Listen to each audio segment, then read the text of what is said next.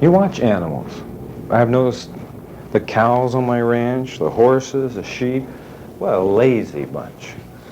Always laying down, sleeping. In other words, when you look at that cat in front of the fireplace, can you tell what kind of a thing it is? It's a little piece of black fur. Can you even define the shape of the body? It's just like a sack of flour. It's kaplump. Does the tide retreat? Well, I want you to begin to look at all nature. Take a bow and arrow tonight. If you were to shoot an arrow, and it would hit the target, which would prove you had a good bow, what would happen to your bow if you left the string on it tight for 50 years? You would be kind of amusing to watch you try to shoot an arrow. There would be no spring in your bow, and you couldn't use it. In other words, we say the productiveness of a bow is in shooting, right? Then what is the productiveness based on? Have you ever taken a guess of how much of a bow's life is spent in total relaxation? It's close to 99.9%. But when the bow is drawn tight, how much does it give to the job? Well, it doesn't withhold anything, does it? In other words, it gives everything it's got. Are you learning a formula? Let's go to the scriptures. Whatever thy hand findeth to do, do it with all thy might. Are you learning a secret here? In other words, the next time you're ready to do something, how are you going to do it? Just turn loose everything there is in your whole system and do it. Then what are you going to do? Go to Hawaii. This is the pattern of life. Find a way to escape 90% of the time. The next one in our list of cures, and one of these nights I'm going to put this in the cause column, because I'm convinced it causes more tension in the United States than it ever cured. But really, it belongs in the cure column, and it's sex. Now, sex cures tension 3 ways. Number 1, in an orgasm, it changes your body chemistry to a body chemistry of perfect relaxation.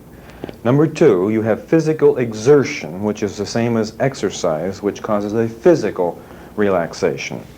And number 3, you have a psychological change in body chemistry. In other words, the thoughts of a union of love and fulfillment will actually change your whole way of looking at life. So we say then we have a 3-fold relaxation. Now, that means that there cannot be any guilt, and it also means, and this we have to add, it has to be mutual satisfaction. In other words, if you do not have those 2 things, then sex becomes a cause of tension. I am positive if I set up a T account tonight of the whole United States of actually the tension caused by sex and the cure of tension caused by sex, the cause column would be 90%.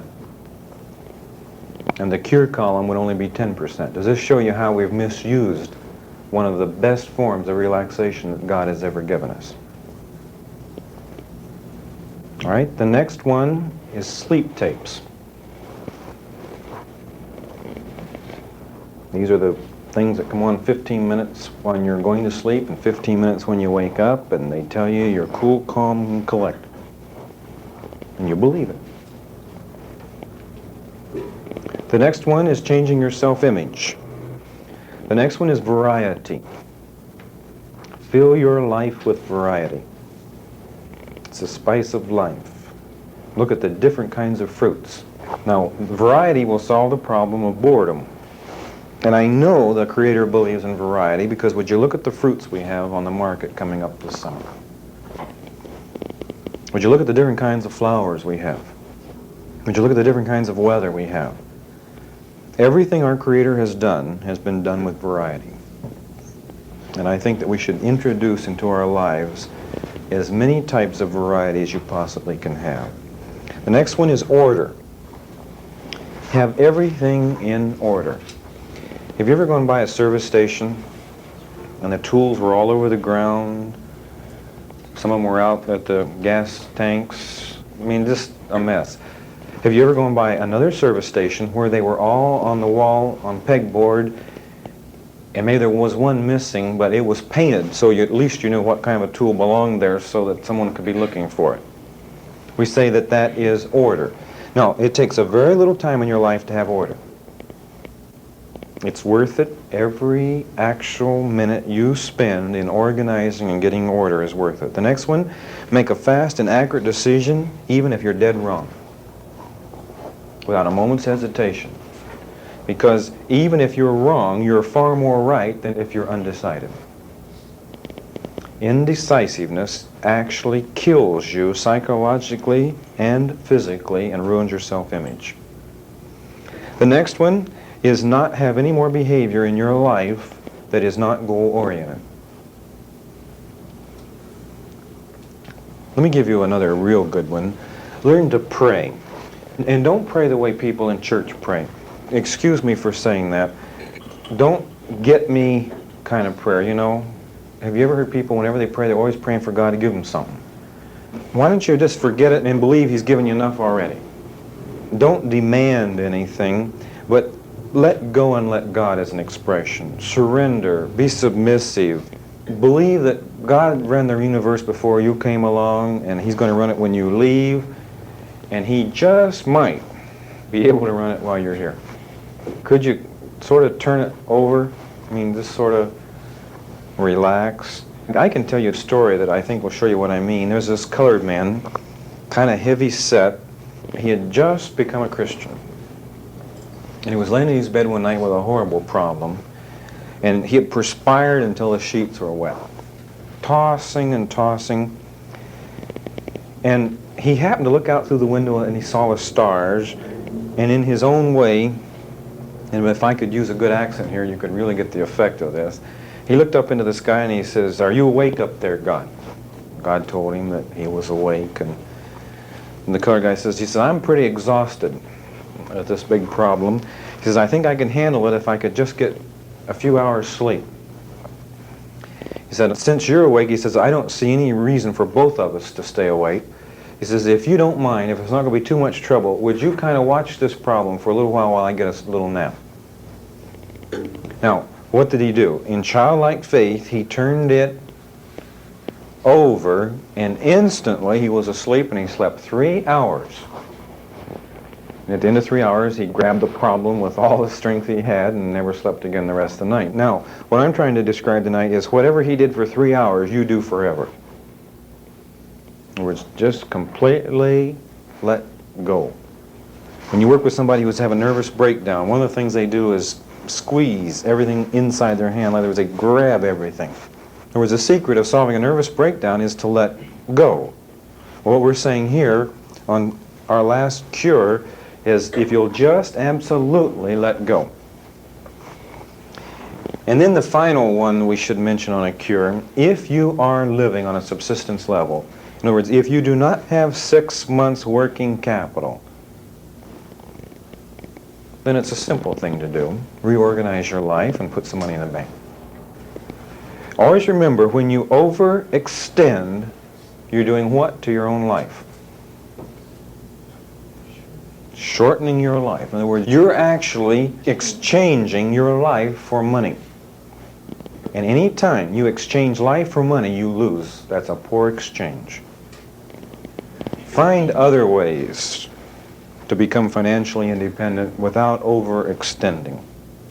In other words, once you've learned relaxation, once you've learned to roll with the punches, you've learned to be in harmony with the universe, there's no stresses, no strains, no wear, no tear on you, you've developed an ease. Then, and only then, are you able to create. And only 5% of the population are creative. So we're beginning to find out that the majority of the people are on the drugs, and can you create on the drugs? No, when you take a drug, you normally get sleepy. And you want to lay down for a while. So in other words, we say that this takes you out of commission. And so you want to rest. And you should rest, too, because you're tired. You've been working hard. The hardest work I know of is tension. But once you've solved the problem, then you're ready for enjoyment. And enjoyment, as far as human beings are concerned, is creativeness. This is the only way that you can truly be happy. Non-creative tense people say, "Stop the world and let me off." Creative people do just the opposite. Boy, they want to live forever. Number 13. And it's interesting at number 13, if you have any suspicions of number 13, wait till I tell you what we have listed for 13. You cannot have any fear in your body and expect to live very long. Fear is destructive, and we learned this from experience too, that fear can actually kill you in 42 seconds, just like it killed the Siamese twin. But I'd like to introduce you to a more startling fact tonight. Fear not only kills in 42 seconds, it can also kill in 42 years. I'd like to give you a little illustration to show you how it does this. The other day, I was walking along a path near the shop at the ranch. I looked down at my feet and there was a tool. It was rusty. It looked like it had been laying out in the rain for several months. I picked it up, carried it to the shop, brushed the dust off of it, washed it, put some grease and oil on it, and put it back on the rack. As I was doing this, I thought of humans and how they too have the corrosion, the rust on their bodies. Let's tonight compare fear to rain. I realize that when fear destroys you over 42 years, there will be a less intense fear than if it does it in 42 seconds. But now watch what happens if you leave yourself in the rain of fear. Now the rust on the tool we're going to compare now to your wear and tear in your body, the corrosion. And will it actually take its toll on you if you live in fear? What you should do tonight with yourself, if you have lived in the rain of fear, is exactly what I did with the tool. First of all, get yourself back in the shop. In other words, out of the rain of fear. Have a heart pure and a mind clean and live out of an environment of fear. And then we could learn one more thing from this illustration. I put the oil on the tool to stop the rust action that was already in process. Now, let's compare oil to love. And we'll find out when we reach the positive ore and we learn the 7 A's that the lubricating force of the 7 A's does stop all friction. Right now, can you visualize bathing your psychological being with a film of oil or love to stop the corrosion action that has taken place from the rain or what we're illustrating as the fear? Now, if you want to live a long time, will you fear? No, absolutely not. No matter what on earth you possibly can fear, I will tell you something worse than that. This is some statement, isn't it? Unconditionally, no matter what you fear, what's worse? The fear that you are having at that moment. What you need to do to really understand what fear will do to you is go to the library and get a medical book written by a medical doctor, and there are several of them, on fear and the effects on the physical body. And by the way, you can do the same thing with anger, and you'll never be angry again, you'll never be afraid again. You'll be afraid to be afraid. We can sum it up by saying, to the degree that you fear, to that degree you're dead. And you will be leaving this world. Number 14, you've got to have a zest for living. A desire to live. And this has to be a desire that's unconquerable. Nothing can stop it. I remember some time ago there was a commercial on TV that showed a man running on the beach. And then later on it shows him in a shower. It's advertising a certain bar of soap. By the way, I still know exactly what kind of soap it is, and I still have a thrill when I buy it and use it. And I do it every once in a while. And by the way, it advertises this zest for living. By the way, I've told you the name of the soap. This desire to live, though, has to go to the core of you. This one gentleman ends up in an automobile accident. The doctor comes in and says, "Nothing serious, you'll live." Another man ends up in an automobile accident, and the doctor walks in and he says, "It is serious, you will die." And what do you suppose happens? The man that's supposed to die lives, and the man that's supposed to live dies. And I'll tell you why he dies. He's been looking for a way out for a long time. He hasn't had enough courage to commit suicide. And what does he think? Now's my chance to leave this earth. And away he goes. The other guy, he's got many things he's going to do yet. You're going to kill him?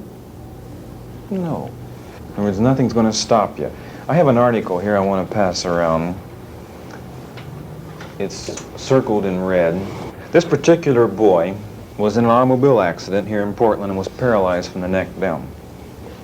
And the doctor told him that he would never be able to move again. I'm sure what kind of fight a person can have. There he is, laying there with these kind of orders from the doctor.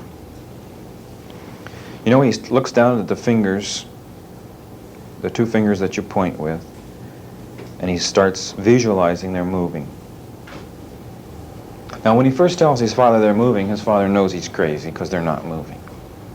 I mean, it's impossible for him to move. But he sees them moving.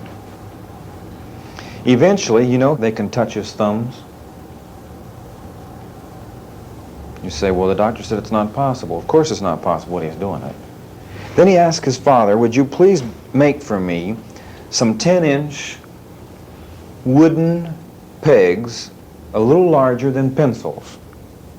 In other words, the thickness was about the size of your little finger in diameter. And on the end of them, put plunges such as we have on a toilet plunger. Little rubber caps.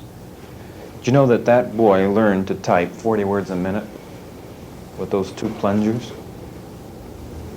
He was in Emmanuel Hospital, and before he was released, he had made enough money in their own credit department over there typing credit statements to pay his own hospital bill. He graduated from Linfield College. He's going back east now to get his master's degree. You going to stop him? No. In other words, when a person wants to live, there's nothing on earth that can stop him. I'll tell you another story that ties right in with it. I was having a picnic. Was down by the river, and this other car pulled up to a table nearby, and the family got out, and I noticed that the lady didn't have any arms. My first reaction was, feel sorry for her. But I noticed that the children and the husband didn't seem to feel sorry at all. They went down along by the river playing like a normal husband and children would. And they left her all alone. I thought, oh, how cruel. But she put all the stuff on the picnic table. She built a fire. She fried hamburgers. You say, how's she doing this? You should have seen her make hamburger patties with her feet. I mean, she could do anything with her feet that you could have done with your hands. She prepared the whole meal. And by the way, then did I admire her husband. He was not making over her at all, and he allowed her to become a grown woman and matured in her own way. When she had everything all ready, she called him. Now, does she still have her dignity? You know she does. And one little boy didn't come when he was supposed to. This is a tremendous story for ladies here that can't spank your own children. Would this woman have an excuse? With the husband there now, who do you suppose spanked the little boy? She did with her foot. She put him right over her knee and spanked him with her foot. Does that prove to you can do anything? I was swimming in the Olympic pool at Ohio State University, and I decided there was a certain dive I'd like to do. So I got up on the diving board, and I failed. Time and time I failed. Now, this was stinging my body, and it brought me to a quick conclusion that I was too old, I didn't have the right coordination, I should have started when I was younger, so I decided this wasn't for me. So I started swimming in the waters to let the cool water kind of cool the sting from the bad dives that I had made. And then I heard a pitter-pat. I looked up real quick, and running down the side of the pool was a gentleman older than I was who was running on his hands. Both legs had been amputated. I thought to myself, this is remarkable. Quite a feat. But I was really surprised when I saw him go right for the diving board. Now, he walked out on the diving board on his hands. And then what do you suppose he did? He jumped up in the air with his hand, and then had his body in a position which I was in already because I had legs, and then he did the dive that I couldn't do. This is too much. So what do you suppose I did? Back on the diving board I came for another try. In other words, if a man with no legs could do the dive, surely I could. Then I began to realize that handicapped people have no limitations. They have broken the barrier. From that day on, I began a study of how could we allow non-handicapped people to have the same advantages of the handicapped. Sometimes people that are handicapped seem to have more advantages than the rest of us. I sometimes think that if you're going to get ahead in the world, you better have a handicap. Or just lose an arm or a leg or your eyes or something so you can be successful. Because with all your facilities, you're liable to be a failure. Can you imagine a little girl in a retarded school? She has this disease called palsy. And she understands a little bit about cybernetics, and she understands that you can visualize and have anything you want. So she starts visualizing. She's a painter. And you can imagine how this disturbed the officials of the school. How can we stop her from this visualization? In other words, without discouraging her, because we've tried to help her with cybernetics and we want her to believe in it. We can't tell her it's a lie now that we've got her started, but I mean, this is ridiculous what she's doing. Now, the reason it's ridiculous, she had no control of her arms. And she couldn't even reach for something with her arms because they would go every which way. Today, that girl has sold many paintings. I'll tell you how she does it. They have her laying on a table, stomach down, with her arms flopping every which way, but her eye can look over on the wall where there's a mirror. And through this mirror, it shows a canvas back by her feet. And she puts the brush between her big toe and her first toe. And with her foot, she is painting beautiful oil paintings. Now, does anyone here tonight tell me you can't paint? And by the way, they actually sell them for money. In other words, they are good enough to actually bring a price in the market. Can you imagine for someone later in history to read about a famous painter in our generation that painted laying down, upside down with a mirror with a big toe? I'm telling you these stories of handicapped people to tell you, can you do anything? All right, but you must have this fight, this zest for living, this desire to live. And let me tell you how you go about obtaining it. When you're running the mile and you're feeling the pain barrier, you know that feeling you get when you just as soon stop? In other words, you can feel it in your mouth. I mean, you can feel it all over your whole body. I mean, ooh, why do I go on? All right, there's your opportunity. What are you doing when you just go ahead and just grind into it and just increase the steps? I've done this when I'm just about the end of the mile, when I know I could just sort of almost stop. What do? I sprint. Now, what's that doing for me? That's teaching me to develop within me this fight, this zest, this drive. Now, do I need all I can have in this world? Do I know that I will have my legs for the next 100 years? No, I don't. Do I know I'll have my eyesight? No. Should I be prepared tonight to be able to live under any condition that I happen to find myself in? You have this fight for a living so that nothing on earth can stop you. Can any obstacle get in your way now? You are set to go and there's nothing can ever stop you. Now they can put you in the hospital and they can tell you there's no chance for you to live and they can tell you everything in the world's wrong with you, but if you've got enough drive and enough desire for life, can they stop you? No. I had one gentleman tell me in the actual situation in the war he was practically blown to bits. And he could hear the talk of them as they were gathering him up. They were pieces. He could hear conversation as if he were already dead.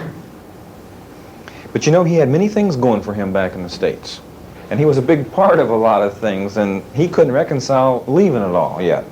I was amazed as this gentleman told me how that during 18 months after they had gathered up the parts of his body from the battlefield, that they put it together again piece by piece. Now, I don't remember the exact number of operations, but there were many. He told me there was metal in his hand, metal in his leg. In other words, they had just taken the pieces and sewed it together. Now, as he talked, I couldn't see any metal in his head. I couldn't see any metal in his leg. In fact, I couldn't even see any scars. But there was one thing that I could see. In his eyes was a determination. This is what we have to have tonight. A determination, a will to live so that nothing can stop us. Even if we're blown to pieces on a battlefield, we know that we're going to live. Number 15, adversity in your life should be a word that is not there. This means that if you're going to live successful and you're going to live a long time, can you have adversity? No. The opposite of adversity is we're going to call anticipation. How will I look forward for tomorrow? Well, the good things that's always been going to happen are going to happen tomorrow. Can I wait? Oh, I can't wait. Well, I get to thinking about what could happen tomorrow. I want tomorrow to come right now. I mean, it's going to be exciting tomorrow. Now, I'd like to contrast this to the other way of looking at life. They do not want to go around the next corner because the thing that they have dreaded all their life is there. Now, can you see the two different ways of looking at life? In other words, they know, ooh, it's bound to happen tomorrow because it hasn't happened today. And I was sure it was going to happen today. Do they want to live tomorrow then? No, they go to sleep dreading it. How do they wake up in the morning? Well, they'd like to sleep all morning if they could, because that would get rid of half the day. What this other kind of a person, how do they feel about the morning? I mean, let's go. I mean, it's going to be exciting. We want to know everything that's going to happen today. Now, what you've got to learn is that adversity is not adversity. What comes in the clothing of adversity is a blessing.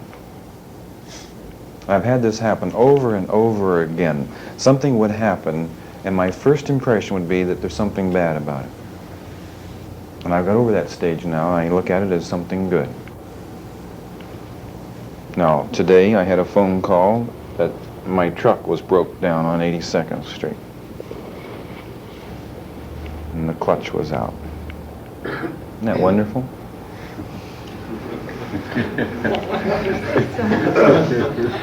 I'm not so sure yet where the good is, but I know it's there. I mean, I'm sure of it. I have no idea why, but I begin to find out everything in my life is always wonderful. And by the way, when you expand your life over an entire area, will you have things like what I just described happen to you? Let me share with you this evening the story of the eagle. He was flying along in the valley, enjoying himself and his ability to fly, and a storm came up. And he was immediately delighted. In fact, he was hoping that one would come. Now, when the storm came, the wind began to blow, the rustle of the leaves. There was sort of a screeching noise through the forest. Several little birds were scared. Now we're going to let these resemble little people. They wanted to find a place to hide. They didn't want to be destroyed. They didn't want to be killed by the storm. So one of them found a little place in a tree. Another little bird found a little corner in the side of a shed. And as the storm gained in momentum, the tree crashed to the ground, the little shed was destroyed, and the little birds, the little people, were destroyed. Just as they had programmed, just as they had feared. Now, let's go back to the eagle. Why was he rejoicing for a horrible storm?